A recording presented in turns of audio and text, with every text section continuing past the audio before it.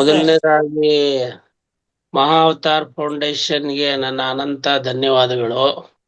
ರಂಗನಾಥ್ ಗುರುಗಳಿಗೂ ಸಹ ಪ್ರತಿನಿತ್ಯ ಧ್ಯಾನ ಮತ್ತೆ ಆಹಾರ ಪದ್ಧತಿ ಮತ್ತೆ ಚಿಕಿತ್ಸಾ ಪದ್ಧತಿಗಳನ್ನ ಅಳವಡಿಸ್ಕೊಳ್ಳೋದಕ್ಕೆ ಕಾರಣೀಭೂತರಾದಂಥ ರಂಗನಾಥ್ ಗುರುಗಳಿಗೂ ಸಹ ನಾನು ಈ ಮೂಲಕ ಧನ್ಯವಾದಗಳನ್ನ ಅರ್ಪಿಸ್ತೀನಿ. ಮತ್ತೆ ಈ ಒಂದು ಅವಕಾಶ ಕೊಟ್ಟಿದ್ದಕ್ಕಾಗಿ ನಾನು ಎಲ್ಲರಿಗೂ ತಮಗೆ ಮತ್ತೆ ಎಲ್ಲರಿಗೂ ಸಹ ನನ್ನ ಒಂದು ಶುಭಕಾಮನೆಗಳನ್ನ ಹೇಳ್ತಾ, ಎಲ್ಲರಿಗೂ ಇಲ್ಲಿ ಇರುವ ಧ್ಯಾನ ಬಂಧುಗಳು, ಆತ್ಮ ಬಂಧುಗಳು, ಸಹೋದರ ಸಹೋದರಿಯರು ಎಲ್ಲರಿಗೂ ಸಹ ನಾನು ಒಂದು ಶುಭೋದಯವನ್ನು ಹೇಳಿ ನನ್ನ ಕೆಲವು ಧ್ಯಾನ ಅನುಭವಗಳನ್ನ ಹಂಚಿಕೆ ಮಾಡ್ಕೊಳ್ಳೋದಕ್ಕೆ ಅವಕಾಶ ಕೊಟ್ಟಿದ್ದಕ್ಕೆ ನಿಮ್ಗೆಲ್ಲ ಧನ್ಯವಾದಗಳು.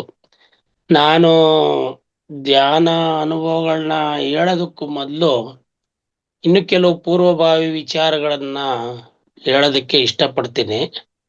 ಆ ನಂತರ ನನ್ನ ಅನುಭವಗಳನ್ನ ಹೇಳ್ತೀನಿ. ಮೊದಲನೇದಾಗಿ 1986ನೇ ಇಸ್ವಿನಲ್ಲಿ ಒಂದು ನಮ್ಮ ಕಚೇರಿಗೆ ಒಂದು ಪಾಂಪ್ಲೆಂಟ್ ಬಂತು. ಆ ಪಾಂಪ್ಲೆಂಟ್ನಲ್ಲಿ ಏನಂದ್ರೆ, ಸಿದ್ಧ ಸಮಾಧಿ ಯೋಗ ಅಂತ ಹಾಕಿ, ನೀವು ದೇವ್ರನ್ನ ನೋಡ್ಬೇಕಾ, ಹಾಗಾದ್ರೆ ಬನ್ನಿ ನಿಮಗೆ ದೇವ್ರನ್ನ ತೋರಿಸ್ತೀವಿ ಅಂತ ಹೇಳಿದ್ರು. ನಮಗೆ ಒಂದು ಕುತೂಹಲ ಉಂಟಾಯಿತು. ಏನಿದು ದೇವರನ್ನ ತೋರಿಸ್ತೀವಿ ಅಂತ ಹೇಳ್ತಾ ಇದ್ದಾರಲ್ಲ, ಹೇಗೆ ಸಾಧ್ಯ? ನಾವು ಇದುವರೆಗೂ ದೇವರನ್ನ ನೇರವಾಗಿ ಆಗ್ಲಿ ನೋಡಿಲ್ಲ. ಹಾಗಾಗಿ ದೇವ್ರನ್ನ ತೋರಿಸ್ತೀನಿ ಅಂತ ಹೇಳ್ತಾ ಇದ್ದಾರಲ್ಲ ಅಂದ್ಬಿಟ್ಟು ನಾವು ಅವರ ಪೂರ್ವಭಾವಿ ಕಾರ್ಯಕ್ರಮಕ್ಕೆ ಹೋದ್ವಿ. ಮತ್ತೆ ಸುಮಾರು 1 ತಿಂಗಳ ಕಾಲ ಆ ಒಂದು ಕಾರ್ಯಾಗಾರದಲ್ಲಿ ಭಾಗವಹಿಸಿದ್ವಿ.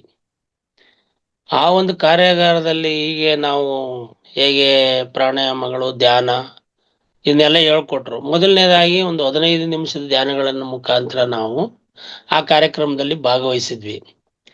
ಹಾಗೂ ಆ ಒಂದು 15 ನಿಮಿಷದಲ್ಲಿ ಅವರು ಆಯ್ತು ಕಣ್ಣು ಮುಚ್ಕೊಂಡು ಕೂತ್ಕೊಳ್ಳಿ, ನೀವು ಈ ಬಾಡಿ ನಾನಲ್ಲ, ಈ ಶರೀರ ಈ ಸೋಲ್ ನಾನಲ್ಲ ಅಂತ ಹೇಳ್ಕೊಂಡು ಕೂತ್ಕೊಳ್ಳಿ ಅಂದ್ವಿ. ಅದೇ ತರ ನಾವು ಕೂತ್ಕೊಂಡು ಈ ಒಂದು ಪ್ರಕ್ರಿಯೆ ನಡೀತಾ ಇರ್ಬೇಕಾದ್ರೆ ನಾವು ಉಸಿರು ತಗೊಳ್ಳೋದು, ಉಸಿರು ಬಿಡೋದು, ಮತ್ತೆ ಈ ಒಂದು ಸ್ಥಿತಿನಲ್ಲೇ ಕಂಟಿನ್ಯೂ ಆಗ್ತಾ ಇದ್ವಿ. ಆ ನಂತರ ಅವ್ರು ಹೇಳಿದ್ರು, ಹೀಗೆ ನಡೀತಾ ಇರ್ಬೇಕಾದ್ರೆ ನೀವು ದೇವ್ರನ್ನ ನೋಡಿದ್ರಲ್ವ ಈಗ ಅಂತವ್ರು. ಏನು ನಾವು ದೇವ್ರನ್ನ ಎಲ್ಲಿ ನೋಡಿದ್ವಿ? ಅದೇ ನಿಮ್ಮ ಮನಸ್ಸು, ನೀವು ಏನು ಕಾನ್ಸಂಟ್ರೇಷನ್ ಮಾಡಿದ್ರಿ ಅದೇ ನಿಮ್ಮ ದೇವರು ಅಂತ ಹೇಳಿದ್ರು. ಈ ಒಂದು ವಿಚಾರವನ್ನ ನಾವು ಆ ಟೈಮಲ್ಲಿ ನಮಗೆ ಆ ನಂಬಿಕೆ ಅಷ್ಟಾಗಿ ಇರ್ಲಿಲ್ಲ. ಆದ್ರೂ ಅದನ್ನ ಪ್ರಕ್ರಿಯೆನ ಮುಂದುವರ್ಸ್ಕೊಂಡು ಬರ್ತಾ ಇದ್ವಿ. ಹೀಗೆ ಇರ್ಬೇಕಾದ್ರೆ ಈ ಒಂದು ಧ್ಯಾನ ಮಾರ್ಗದಲ್ಲಿ ನಾವು ಹಾಗೆ ಇದ್ವಿ. ಮುಂದೆ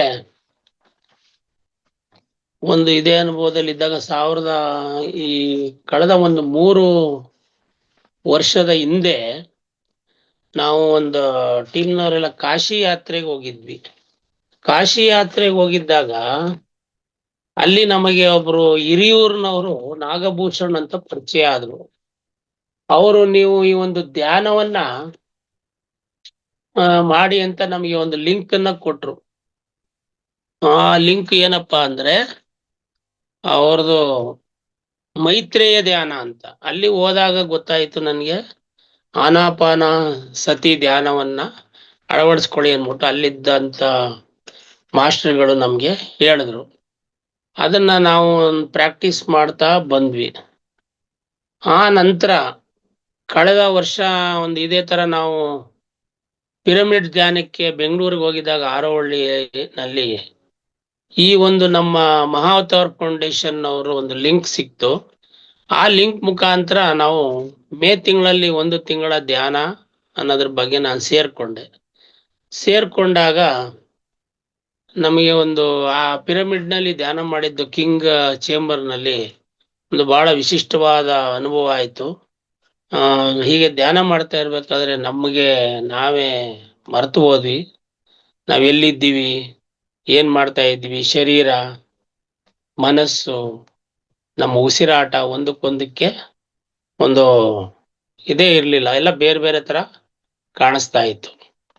ಆವಾಗ ನಮ್ಗೆ ಏನಿದು ಶರೀರ ಒಂದ್ ಕಡೆ, ಮನಸ್ಸು ಒಂದ್ ಕಡೆ, ಮತ್ತೆ ಈ ಉಸಿರಾಟ ಇದೇ ಒಂದು ತರ ಎಲ್ಲ ಬೇರೆ ಬೇರೆ ತರ ಕಾಣ್ತಾ ಇದೆಯಲ್ಲ, ಇವಕ್ಕೆಲ್ಲ ಏನ್ ಸಾಮ್ಯತೆ ಇದೆ ಅನ್ಬಿಟ್ಟು ಅವತ್ತಿನಿಂದ ನಾನು ಪ್ರತಿದಿನ ಈ ಒಂದು ಕ್ಲಾಸ್ನಲ್ಲಿ ಸೇರ್ಕೊಂಡು ಧ್ಯಾನ ಮಾಡೋದಕ್ಕೆ ಪ್ರಾಕ್ಟೀಸ್ ಮಾಡಿದೆ. ಮೊದಲು ಒಂದು 30 ನಿಮಿಷಗಳ ಧ್ಯಾನನ ನಾನು ಪ್ರಾಕ್ಟೀಸ್ ಮಾಡ್ತಾ ಹೋದೆ.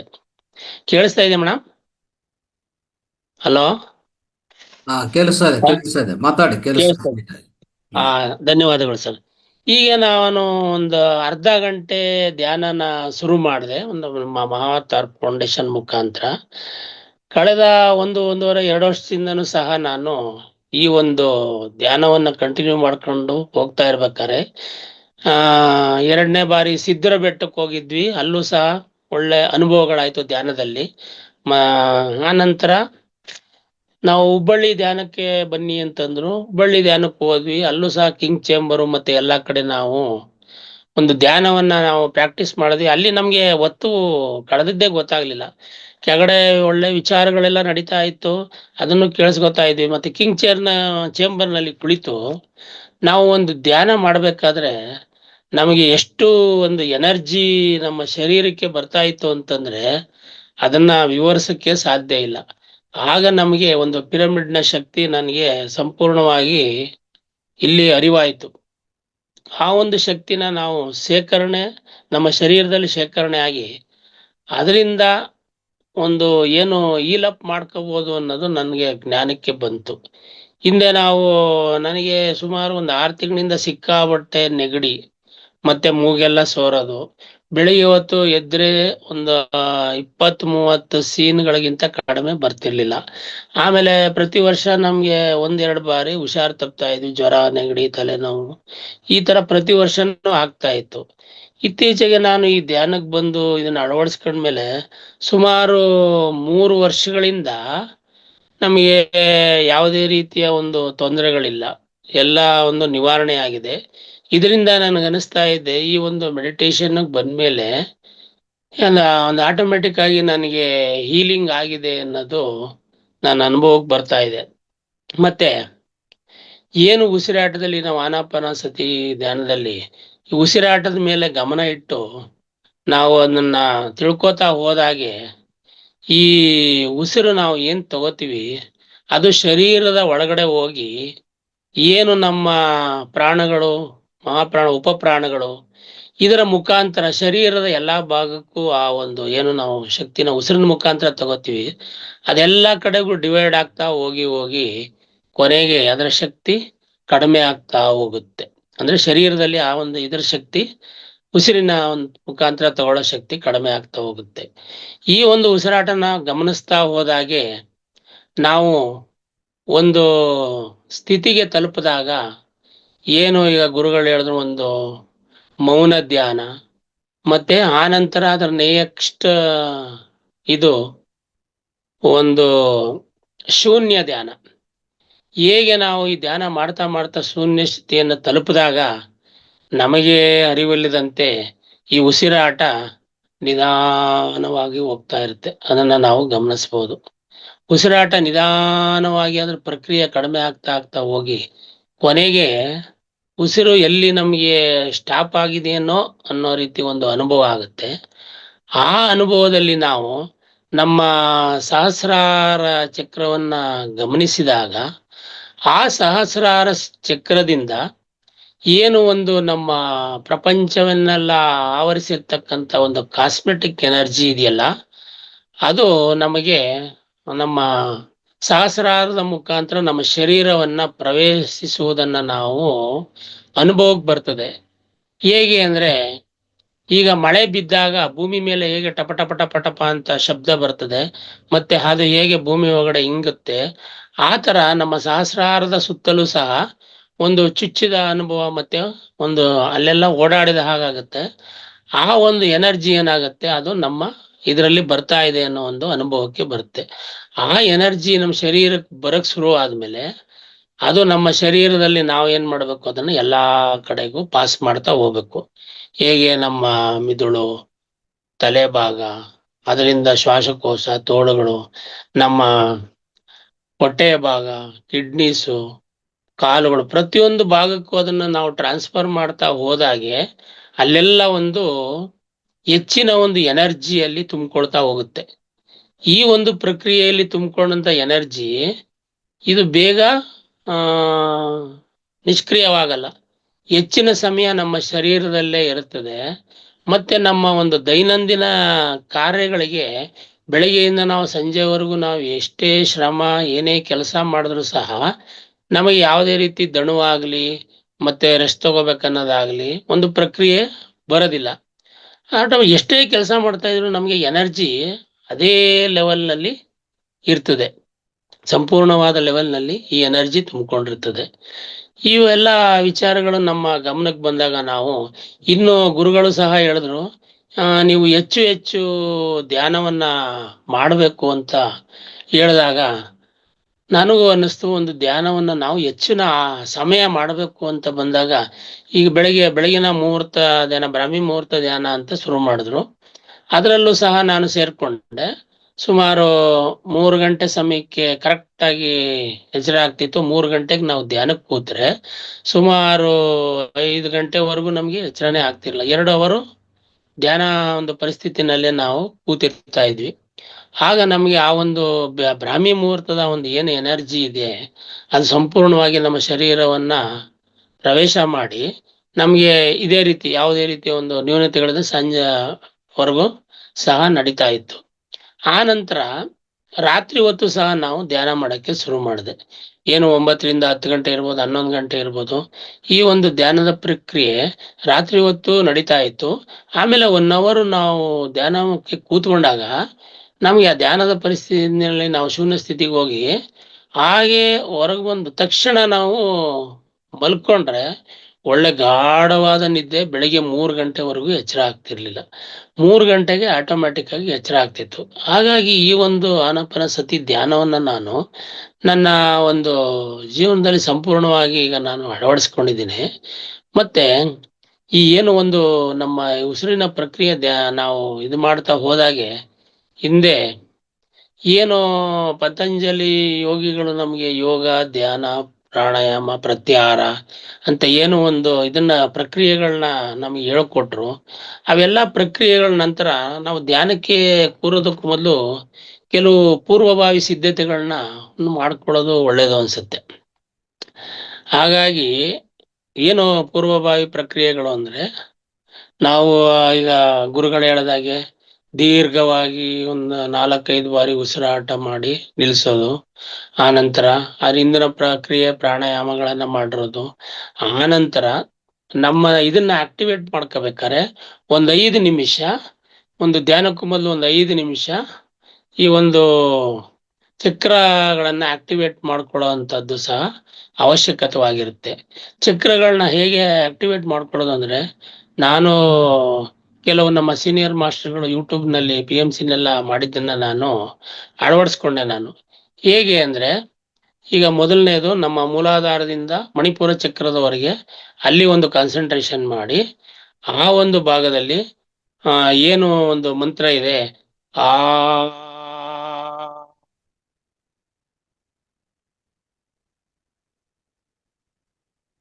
ಈ ಒಂದು ಇದನ್ನ ನಾವು ಹೇಳ್ತಾ ಹೋದ್ರೆ 5 ರಿಂದ 10 ಬಾರಿ ಅದು ನಮ್ಮ ಶರೀರದಲ್ಲಿ ಮೂಲಾಧಾರದಿಂದ ಮಣಿಪುರದವರೆಗೆ ನಮ್ಮ ಒಂದು ಚಕ್ರಗಳು ಆಕ್ಟಿವೇಟ್ ಆಗಿ ಅಲ್ಲಿರೋ ಒಂದು ಇದೆಲ್ಲ ನ್ಯೂನತೆಗಳೆಲ್ಲ ಸರಿ ಆಗುತ್ತೆ.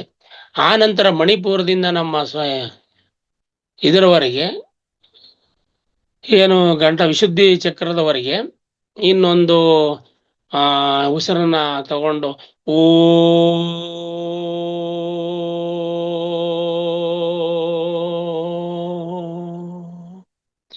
ಈ ಒಂದು ಗಮನ ನಮ್ಮ ವಿಶುದ್ಧಿ ಚಕ್ರದವರೆಗೆ ಮಾಡಿ ಈ ಒಂದು ಮಂತ್ರವನ್ನು 10 ಬಾರಿ ಹೇಳೋದು.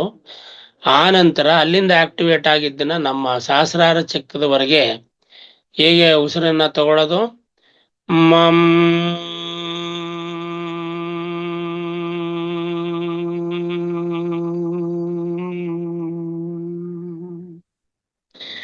ಈ ಒಂದು ಪ್ರಕ್ರಿಯೆನ ಒಂದು 5 ನಿಮಿಷದವರೆಗೆ ಮಾಡಿ ನಾವು ಆವಾಗ ನಮಗೆ ಎಲ್ಲ ಒಂದು ನಮ್ಮ ಶರೀರದಲ್ಲಿ ಒಂದು ಸ್ಟ್ರೀಮ್ ಲೈನ್ ಆಗುತ್ತೆ.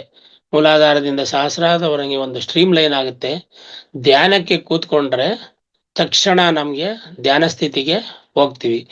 ಈ ಒಂದು ಪ್ರಕ್ರಿಯೆಯಲ್ಲಿ ನಮ್ಗೆ ಇನ್ನೇನು ಅನುಭವ ಆಗಿದೆ ಅಂದ್ರೆ, ಈ ಧ್ಯಾನವನ್ನ ಶುರು ಮಾಡಿದ್ಮೇಲೆ ನಾ ಎಲ್ಲೆಂದ್ರಲ್ಲಿ ಈಗ ಹೊರಗಡೆ ಎಲ್ಲೇ ಹೋದ್ರು ಒಂದ್ 5 ನಿಮಿಷ ಟೈಮ್ ಸಿಕ್ಕರೆ ಅಲ್ಲಿ ಕಣ್ಣು ಮುಚ್ಚಿ ಕುಳಿತುಕೊಂಡ್ರೆ ಸಾಕು, ಬೇಗ ನಾನು ಧ್ಯಾನಕ್ಕೆ ಟ್ರಾನ್ಸ್ಫರ್ ಆಗೋಗ್ತೀನಿ, ಬೇಗ ಧ್ಯಾನ ಸ್ಥಿತಿಗೆ ಹೊರಟೋಗ್ತೀನಿ.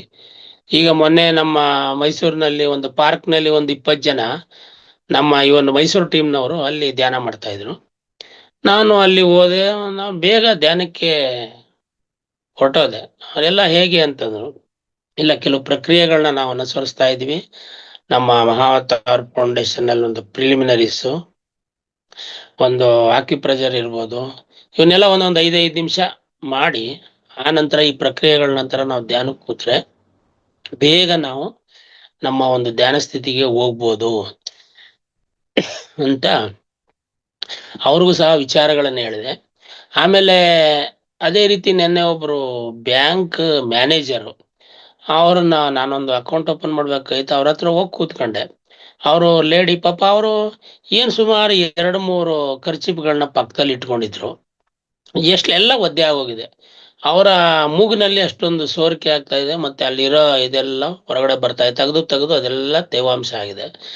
ನಾನು ಅವ್ರಿಗೆ ಒಂದು ಹೇಳಿದೆ, ಈ ತರ ನನಗೂ ಆಗ್ತಾ ಇತ್ತು, ನಾನು ಈ ತರ ಒಂದು ಇದನ್ನ ಧ್ಯಾನವನ್ನು ಅಳವಡಿಸ್ಕೊಂಡಿದ್ದೀನಿ, ನೀವು ಸಹ ನಿಮಗೂ ಲಿಂಕ್ ಕೊಡ್ತೀನಿ, ಆ ಲಿಂಕ್ ಮುಖಾಂತರ ನೀವು ಅದನ್ನ ಸೇರ್ಕೊಂಡು ನೀವು ಪ್ರಾಕ್ಟೀಸ್ ಮಾಡಿ, ಖಂಡಿತ ನಿಮಗೆ ಅದರಿಂದ ಒಳ್ಳೇದಾಗುತ್ತೆ ಅಂತ ನೆನ್ನೆ ಹೇಳಿದೆ. ಈಗ ಅವ್ರಿಗೆ ಲಿಂಕು ಕಳಿಸಿದೀನಿ, ಮೋಸ್ಟ್ಲಿ ಸೋಮವಾರದಿಂದ ಜಾಯಿನ್ ಆಗ್ಬೋದು ಅನ್ಸುತ್ತೆ. ಅಲ್ಲಿಲ್ಲ ಅಂದ್ರೆ ಮತ್ತೊಮ್ಮೆ, ಯಾಕೆಂದ್ರೆ ಅವ್ರು ಅಷ್ಟೊಂದು ಸಫರ್ ಮಾಡ್ತಾ ಇದ್ದಾರೆ, ಕೋಲ್ಡ್ ಅಲರ್ಜಿ. ನನಗೂ ಸಹ ಅದೇ ಮಟ್ಟದ ಕೋಲ್ಡ್ ಅಲರ್ಜಿ ಕಳೆದ ಒಂದು 6-7 ತಿಂಗಳಿಂದ ಇತ್ತು. ಈಗ ಸಂಪೂರ್ಣವಾಗಿ ಅದು ನಿವಾರಣೆ ಆಗಿದೆ. ಸುಮಾರು ಅದೇ ರೀತಿ 3-4 ವರ್ಷದಿಂದ ನಾನು ಸುಮಾರು ಯಾವುದೇ ಒಂದು ಮೆಡಿಸನ್ನ ನಾನು ತಗೋತಾ ಇಲ್ಲ. ನನಗೆ ಕಾಯಿಲೆನೆ ಬಿದ್ದಿಲ್ಲ. ನಾನು ಹಿಂದೆ ಹೇಳಿದ್ನಲ್ಲ, ಕೆಲವು ಬಾರಿ ನಮಗೆ ಹುಷಾರ್ ತಪ್ತಾ ಇತ್ತು, ಮತ್ತೆ ಅಲೋಪತಿ ಮೆಡಿಸನ್ ತಗೋತಾ ಇದ್ವಿ ಅಂತ ಹೇಳಿದೆ. ಆ ನಂತರ ಇತ್ತೀಚೆಗೆ ನಾನು 3 ವರ್ಷದಿಂದ ಅಬ್ಸರ್ವ್ ಮಾಡಿರೋದು ಏನಂದ್ರೆ, ನಾನು ಒಂದಿನಾನು ಒಂದು ಹುಷಾರ್ ತಪ್ಪಿ ಮಲಗಿಲ್ಲ. ಇದರಿಂದಾನೇ ನನಗೆ ಈ ಒಂದು ಧ್ಯಾನದ ಮಹತ್ವ ಅನುಭವ ನನಗೆ ಕಾಣ ಸಿಗ್ತಾ ಇದೆ. ಹಾಗಾಗಿ ಇದನ್ನ ಮೊದಲನೇ ಸಾರಿ ಹೇಳಿದಾಗ ಕೆಲವರು ಇದ್ರಲ್ಲಿ ಏನಿದೆ ಅನ್ಬೋದು, ಆದ್ರೆ ನಮ್ಮ ಒಂದು ಅನುಭವಕ್ಕೆ ಬಂದಾಗ ಅದರಿಂದ, ಈಗ ಒಂದು ಸಣ್ಣ ಮಗು ಬಿಸಿ ಮುಟ್ಬೇಡಪ್ಪ ಅಂದಾಗ ಅದು ಗೊತ್ತಾಗಲ್ಲ, ಅದು ಹೋಗಿ ಮುಟ್ಟಿದಾಗ ಇದು ಬಿಸಿ ಅಂತ ಅನುಭವ ಆಗುತ್ತೆ. ಅದೇ ರೀತಿ ಒಂದು ಅನುಭವಗಳು ನಮ್ಗೆ ಸ್ವತಃ ಆದಾಗ ಮಾತ್ರ ನಮ್ಗೆ ಅದರಲ್ಲಿ ನಂಬಿಕೆ ಬರ್ತದೆ. ಆ ಹಾಗಾಗಿ ಈ ಒಂದು ಏನು ನಮ್ಮ ಗೌತಮ ಬುದ್ಧ ಅವರು ಈ ಒಂದು ಇದರಲ್ಲಿ ಸಾಧನೆ ಮಾಡಿ, ಅವರ ಉಸಿರಿನಲ್ಲಿ ಎಲ್ಲಾ ಇದೆ, ಉಸಿರನ್ನ ನೀವು ಗಮನಿಸಿದರೆ ಖಂಡಿತ ನೀವು ಒಂದು ಉನ್ನತವಾದಂತ ದೇಹಕ್ಕೆ ಹೋಗ್ಬೋದು ಅಂತ ಹೇಳಿದ್ರು. ಅದ್ರಲ್ಲಿ ಇನ್ನೊಂದು ನನಗೆ ಜ್ಞಾಪಕ ಬರೋದು ಅಂತಂದ್ರೆ, ದೇಹಕ್ಕೆ ಉಸಿರೇ ಸದಾ ಭಾರ ಇಲ್ಲಾದಾರ. ಅಂದ್ರೆ ಉಸಿರು ಅನ್ನೋದು ದೇಹಕ್ಕೆ ಯಾವಾಗ್ಲೂ ಬೇಕೇ ಬೇಕು, ಅದಿಲ್ಲ ಅಂದ್ರೆ ಶವ, ಉಸಿರಿದ್ರೆ ಶಿವ. ಆ ಉಸಿರಿದ್ದಾಗ ಅದನ್ನ ಯಾವ ರೀತಿ ನಾವು ಅಳವಡಿಸ್ಕೊಂಡು, ಅದು ನಮ್ಗೆ ಗೊತ್ತಾಗುತ್ತೆ. ಉಸಿರಾಡ್ಬೇಕಾದ್ರೆ ನಾವು ಕಣ್ಣು ಮುಚ್ಕೊಂಡು ಕೂತ್ಕೊಂಡಾಗ ಉಸಿರಾಟದಲ್ಲಿ ಎಷ್ಟೊಂದು ಏರಿಳಿತಗಳಿರ್ತದೆ. ಆರೋಗ್ಯವಂತ ಮನುಷ್ಯನಲ್ಲಿ ಯಾವ ರೀತಿ ಏರಿಳಿತಗಳಿರುತ್ತೆ, ಅನಾರೋಗ್ಯವಂತ ಮನುಷ್ಯನಲ್ಲಿ ಯಾವ ರೀತಿ ಏರಿಳಿತಗಳಿರುತ್ತೆ ಅಂತ ಅವರ ಅನುಭವಕ್ಕೆ ಬರುತ್ತೆ. ಈಗ ನಾವು ಬೇಗ ಉಸಿರಾಡ್ತೀವಿ, ಕೆಲವು ಸತಿ ಆ ಟೆನ್ಷನ್ ಇದ್ದಾಗ. ಅದನ್ನೇ ದೀರ್ಘವಾಗಿ ನಿಧಾನವಾಗಿ ಉಸಿರಾಡಿದಾಗ ಆ ಟೆನ್ಷನ್ಸ್ ಎಲ್ಲ ರಿಲೀಸ್ ಆಗ್ತಾ ಹೋಗುತ್ತೆ. ಹಾಗೂ ನಾವು ಧ್ಯಾನಕ್ಕೆ ಕೂತಾಗ ನಮ್ಗೆ ಯಾವ ರೀತಿ ಟೆನ್ಷನ್ಸ್ ರಿಲೀಸ್ ಆಗುತ್ತೆ ಅಂದ್ರೆ, ನಮ್ಮ ಕೆಲವು ಭಾಗಗಳಲ್ಲಿ, ಈ ಕತ್ತಿನ ಭಾಗ ಇರ್ಬೋದು, ಸೊಂಟರ ಒಂದು ನಟಕ್ಕೆ ಬಂದಂಗ ಆಗತ್ತೆ, ನಿಮ್ಗೆ ಒಂದು ಮೂಮೆಂಟ್ಸ್ ಎಳೆದಂಗ ಆಗತ್ತೆ. ಅದೇನಪ್ಪಾ ಅದರ ಮುನ್ಸೂಚನೆ ಅಂದ್ರೆ, ನಮ್ಮ ಶರೀರದಲ್ಲಿರೋ ಟೆನ್ಷನ್ಸ್ ಎಲ್ಲ ರಿಲೀಸ್ ಆಗಿದೆ ಅಂತ ನಮಗೆ ಅದಾದ್ಮೇಲೆ ನಮಗೆ ಶರೀರದಲ್ಲಿ ಹಗುರವಾಗಿರೋದು ಕಂಡು ಬರುತ್ತೆ. ಹಾಗಾಗಿ ಏನು ಒಂದು ಈಗ ಕೆಲವು ನನ್ನ ಈ ಒಂದು ಧ್ಯಾನದ ಅನುಭವಗಳನ್ನ ನಿಮ್ ಜೊತೆ ನಾನು ಹಂಚ್ಕೊಂಡಿದ್ದೀನಿ. ಹಾಗೂ ಈ ಒಂದು ಧ್ಯಾನ ನಿಜವಾಗ್ಲೂ ನನಗೆ ಈಗ ಒಟ್ಟಾರೆ ನಾನು ಬೆಳಿಗ್ಗೆ 2 ರಿಂದ 3 ಗಂಟೆ ಧ್ಯಾನ ಮಾಡ್ತೀನಿ. ಮತ್ತೆ ಈಗ ಅದಾದ ನಂತರ ನೀವು ತಮ್ಮ ಜೊತೆ ಸೇರ್ಕೊಂಡು 6 ರಿಂದ 6:30ವರೆಗೆ ಧ್ಯಾನ ಮಾಡ್ತೀನಿ. 5:30 ರಿಂದ 6 ಗಂಟೆವರೆಗೆ ಏನು ಕಾರ್ಯಕ್ರಮ ನಡೀತಾ ಇದೆ, ಒಂದು ಯೋಗ ಆ ತರಬೇತಿಗೂ ಬಾಗ್ತಾ ಇದ್ದೀನಿ. ಮತ್ತೆ ರಾತ್ರಿ 9 ರಿಂದ 10 ಗಂಟೆ 1 ಅವರ್ ಧ್ಯಾನ ಮಾಡ್ತಾ ಇದ್ದೀನಿ. ಆಲ್ಮೋಸ್ಟ್ ನಾನು 3:30 ರಿಂದ 4 ಗಂಟೆಗಳ ಒಂದು ಧ್ಯಾನವನ್ನ ಪ್ರತಿದಿನ ನಾನು ಅಳವಡಿಸ್ಕೊಂಡು ಬಂದಿದ್ದೀನಿ. ಇದರಿಂದ ನನಗೆ ಸಾಕಷ್ಟು ಒಂದು ಅನುಕೂಲತೆಗಳಾಗಿದೆ. ಮೇನ್ ಆಗಿ ನಾವು ಒಂದು ಡಿಸೀಸ್ ಕಂಟ್ರೋಲ್, ಯಾವುದೇ ಒಂದು ಡಿಸೀಸ್ ಅನ್ನ ಕಂಟ್ರೋಲ್ ಮಾಡ್ಬೋದು. ಇದಕ್ಕೂ ಮೊದಲು ನಾನು ಒಂದು 1986 ಧ್ಯಾನ ಬಂದ ಸಮಯದಲ್ಲೇ ಒಂದು ರೇಖಿ ಬಗ್ಗೆ ಒಂದು ಅಡ್ವರ್ಟೈಸ್ಮೆಂಟ್ ಬಂತು. ನಾನು ರೇಖಿ ಕ್ಲಾಸ್ಗೂ ಹೋದೆ. ರೇಖಿ ಕ್ಲಾಸ್ಗೂ ಹೋಗಿ ಒಂದು ಪ್ರಥಮ ಡಿಗ್ರಿನೂ ಸಹ ನಾನು ತಗೊಂಡೆ. ಮತ್ತೆ ಅಲ್ಲಿರೋ ಎನರ್ಜಿನೂ ಸಹ ನಾನು ಫೀಲ್ ಮಾಡ್ಕೊಂಡು ಸಾಕಷ್ಟು ಅವಧಿ ನಾನು ಅದರಲ್ಲೂ ಇದ್ದೆ.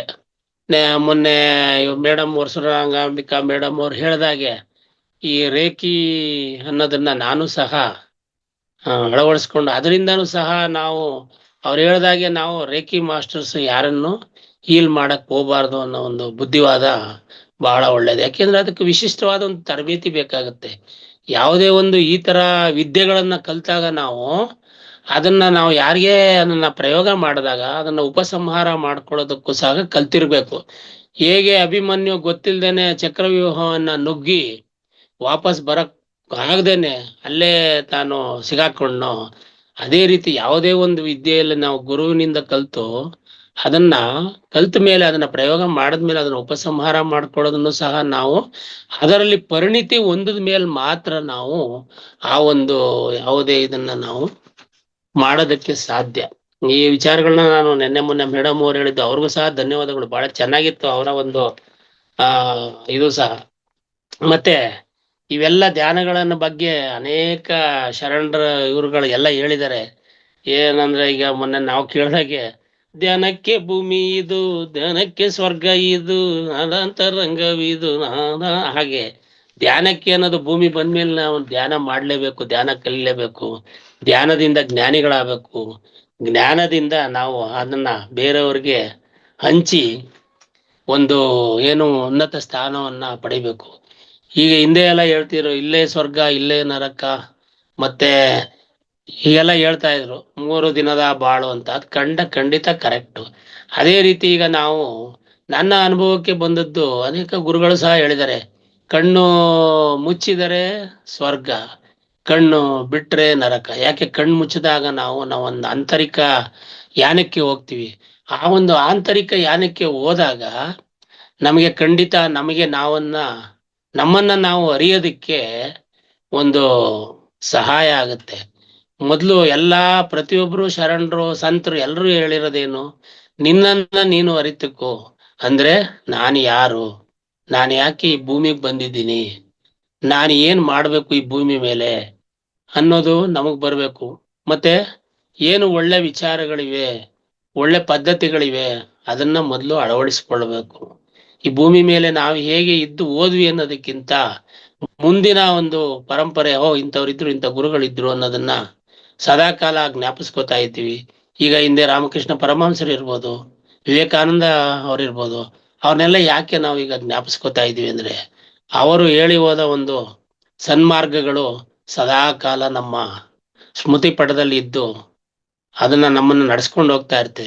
ಹಾಗೆ ಪತಂಜಲಿ ಅವರು ಹೇಳಿರ್ತಕ್ಕಂಥ ಯೋಗೇನ ಚಿತ್ತಸ್ಯ ಪಾದೇನ ವಾಚಾಂ ಮಲಂ ಶರೀರಸ್ಯಚ್ಛ ವೈದ್ಯಕೇನ ಯೋಪಾಕರೋತ್ತಂ ಪ್ರವರಂ ಮುನೀನಾಂ ಪತಂಜಲಿಂ ಪ್ರಾಂಜಲಿರಾನತೋಸ್ಮಿ. ಮನಸ್ಸಿನ ದೋಷಗಳನ್ನ ಯೋಗಶಾಸ್ತ್ರದ ಮುಖಾಂತರ ಮಾತಿನ ದೋಷವನ್ನ ವ್ಯಾಕರಣ ಶಾಸ್ತ್ರದ ಮುಖಾಂತರ, ಶರೀರದ ದೋಷವನ್ನ ಆಯುರ್ವೇದ ಶಾಸ್ತ್ರದ ಮೂಲಕ ದೂರಗೊಳಿಸಿದ ಮುನಿಶ್ರೇಷ್ಠರಿಗೆ ಪತಂಜಲಿಯವರಿಗೆ ವಂದನೆಗಳು. ಅದೇ ರೀತಿ ಇವೆಲ್ಲದಕ್ಕೂ ಮೂಲ ಒಂದು ಪ್ರಕ್ರಿಯೆಗೆ ಎಲ್ಲ ಕಾರಣೀಭೂತವಾದಂತ ಒಂದು ಧ್ಯಾನ. ಸದಾಕಾಲ ಈ ಧ್ಯಾನವನ್ನು ಅಳವಡಿಸ್ಕೊಳ್ಳೋದ್ರಿಂದ ನಮ್ಮ ಮನಸ್ಸು ಪ್ರಶಾಂತವಾಗಿರುತ್ತೆ. ನಾವು ಇನ್ನೊಬ್ಬರ ಬಗ್ಗೆ ಎಂಪತಿ ಮತ್ತೆ ಸಿಂಪತಿ, ಬೇರೆಯವರ ಬಗ್ಗೆ ಒಂದು ಸಿಂಪತಿ, ಕರುಣೆ ಎಲ್ಲ ನಾವು ಪಡ್ಕೊಳ್ಳೋದಕ್ಕೆ ಅನುಕೂಲ ಆಗುತ್ತೆ. ಅದೇ ರೀತಿ ಎಂಪತಿ ಎಂಪತಿ ಅಂದ್ರೆ ನಾವು ಅವರ ಸ್ಥಾನದಲ್ಲಿದ್ದು ನಿಂತು ನೋಡೋದು.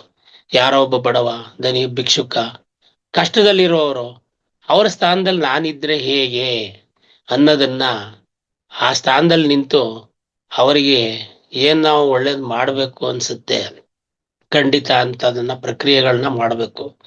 ಮನುಷ್ಯ ಸಾತ್ವಿಕವಾಗಿರ್ಬೇಕು, ಸಾತ್ವಿಕ ಜೀವನವನ್ನ ನಡೆಸ್ಬೇಕು ಅನ್ನೋದೆಲ್ಲ ನಮಗೀಗ ಒಂದು ಅನೇಕವಾದಂತಹ ಈ ಅನುಭವಗಳು ಸದಾಕಾಲ ನಮ್ಗೆ ಸಿಗ್ತಾ ಹೋಗಿದೆ. ಅದೇ ರೀತಿ ನಾವು ಏನು ಒಂದಿದೆ ನಮ್ಮ ಅನುಭವಕ್ಕೆ ಬಂದಿದೆ, ಖಂಡಿತ ಇದನ್ನ ನಾವು ಇನ್ ಯಾವ ಕಾಲಕ್ಕೂ ನಾವು ಒಂದು ಮುಕ್ತಿ ಹೊಂದೋವರೆಗೂ ನಾವು ಇದನ್ನ ಬಿಡಬಾರ್ದು ಅನ್ನೋದು ನಮ್ಮ ಒಂದು ಅನುಭವಕ್ಕೆ ಬಂದಿದೆ.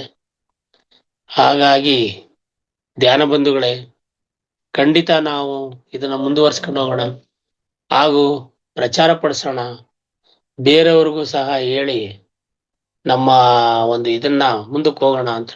ಈಗ ಮನಸ್ಸಿನ ಬಗ್ಗೆ ಒಂದು ಮಾತು ಹೇಳ್ತೀನಿ. ಮನಸ್ಸು ಅನ್ನೋದು ಹೇಗೆ, ಅದನ್ನ ಕಂಟ್ರೋಲ್ ಮಾಡಕ್ ಸಾಧ್ಯನಾ? ಕೆಲವರು ಉನ್ನತ ಸ್ಥಾನದಲ್ಲಿರೋರು ಹೇಳಿದ್ದಾರೆ, ಮನಸ್ಸು ಅನ್ನುವುದು ಒಂದು ಮರ್ಕಟವಿದ್ದಂತೆ. ಆ ಮರ್ಕಟ ಅಂದ್ರೆ ಒಂದು ಕೋತಿ ಯಾವಾಗಲೂ ಚೇಷ್ಟೆ ಮಾಡ್ತಾ ಇರುತ್ತೆ, ಆ ಚೇಷ್ಟೆಯನ್ನ ನಿಲ್ಸಕ್ಕೆ ಸಾಧ್ಯ ಇಲ್ಲ. ಅಂತ ಒಂದು ಮರ್ಕಟಕ್ಕೆ ಒಂದು ಏನು ಮದ್ಯವನ್ನು ಕುಡಿಸಿದ್ರೆ ಅದು ಯಾವ ರೀತಿ ವರ್ತನೆ ಮಾಡುತ್ತೆ, ಆ ಮದ್ಯವನ್ನು ಕುಡಿಸಿರ್ತಕ್ಕಂತ ಒಂದು ಮರ್ಕಟಕ್ಕೆ ಒಂದು ಹುಚ್ಚುನಾಯಿ ಕಡಿದ್ರೆ ಅದರ ಪರಿಸ್ಥಿತಿ ಎಂತಹದ್ದು. ಆ ನಂತರ ಒಂದು ಹುಚ್ಚುನಾಯಿ ಕಡಿದ ನಂತರ ಅದಕ್ಕೆ ಒಂದು ಚೇಳು ಕುಟುಕಿದ್ರೆ ಅದರ ಪರಿಸ್ಥಿತಿ ಹೇಗಿರ್ತದೆ, ಆ ರೀತಿ ನಮ್ಮ ಒಂದು ಮನಸ್ಸಿನ ಪರಿಸ್ಥಿತಿ ಇದೆ.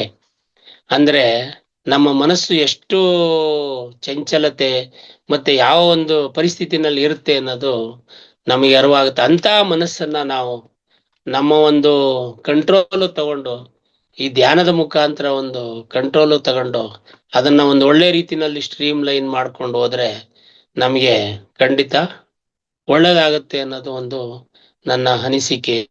ಅದೇ ರೀತಿ ನಾವು ಧ್ಯಾನಕ್ಕೆ ಕುಳಿತಾಗ ಎಲ್ಲಾ ಯೋಚನೆಗಳನ್ನ ಝೀರೋ ಮಾಡೋದಕ್ಕೆ ಒಂದು ಇನ್ನೊಂದು ಮೆಥಡ್ ಇದೆ. ಅದೇನಂದ್ರೆ ಕಣ್ಣು ಮುಚ್ಚಿ ಕುಳಿತ ತಕ್ಷಣ ನಾವು ಧ್ಯಾನ ಸ್ಥಿತಿನಲ್ಲಿ ಓ ಮನಸ್ಸೇ ಈ ಸ್ಟಾಪ್ ಮಾಡು, ಏನಿದ್ರು ನನಗೆ ಒಳ್ಳೆ ವಿಚಾರಗಳನ್ನ ಹೇಳು, ಹೊಸ ವಿಚಾರಗಳನ್ನ ಕೊಡು ಅಂತ ಹೇಳಿದಾಗ ಆಟೋಮೆಟಿಕ್ ಆಗಿ ನಮ್ಗೆ ಅದು ಝೀರೋ ಆಗ್ತಾ ಬರುತ್ತೆ. ಯಾಕೆ, ಹೊಸ ವಿಚಾರಗಳನ್ನ ಮನಸ್ಸು ಕೊಡಕ್ ಆಗಲ್ಲ ತಕ್ಷಣಕ್ಕೆ, ಹಳೆ ವಿಚಾರಗಳನ್ನ ಮಾತ್ರ ಹೇಳ್ತಾ ಹೋಗುತ್ತೆ. ಇಲ್ಲಿಗೆ ನನ್ನ ಸಮಯ ಆಗಿದೆ ಅನ್ಸುತ್ತೆ ಮೇಡಮ್. ಸರ್ ಸರ್ ನನ್ನ ಸಮಯ ಆಗಿದೆ ಅನ್ಸುತ್ತೆ, 7 ಗಂಟೆ. ಓಕೆ ಸರ್, ಆಯ್ತು ಸರ್. ಇಲ್ಲಿ ಅವಕಾಶ ಕೊಟ್ಟಿದ್ದಕ್ಕಾಗಿ ಎಲ್ಲರಿಗೂ ಧನ್ಯವಾದಗಳು. ಏನು ನನ್ನ ಕೆಲವು ವಿಚಾರಗಳು, ನನ್ನ ಅನುಭವಗಳನ್ನ ನಿಮ್ಮ ಹತ್ರ ಹಂಚ್ಕೊಂಡಿದ್ದೀನಿ. ಇದರಲ್ಲಿ ಏನೇ ನ್ಯೂನತೆಗಳಿದ್ರು ಅದನ್ನ ಅಂಶ ಕ್ಷೀರ ನ್ಯಾಯದಂತೆ ತಗೊಂಡು ನಮಗೆ ಇದು ಒಂದು ಚೊಚ್ಚಲ ಒಂದು ಇದು ಮೊದಲನೇದಾಗಿ ನಾನು ಕೊಡ್ತಾ ಇರೋದು. ಇಲ್ಲೇನೇ ನ್ಯೂನತೆ ಇದ್ರು ನಾವು ಹೊಟ್ಟೆಗೆ ಹಾಕೊಂಡು ಕ್ಷಮಿಸ್ಬೇಕು ಅಂತ ಎಲ್ಲರಲ್ಲೂ ಕೇಳ್ಕೊಂಡು ಅವಕಾಶ ಕೊಟ್ಟಿದ್ದಕ್ಕೆ ಎಲ್ಲರೂ ಧನ್ಯವಾದ ಅರ್ಪಿಸಿ ನನ್ನ ಮಾತುಗಳನ್ನ ವಿರಾಮ ಕೊಡ್ತೀನಿ. ನನ್ನ ಮಾತುಗಳಿಗೆ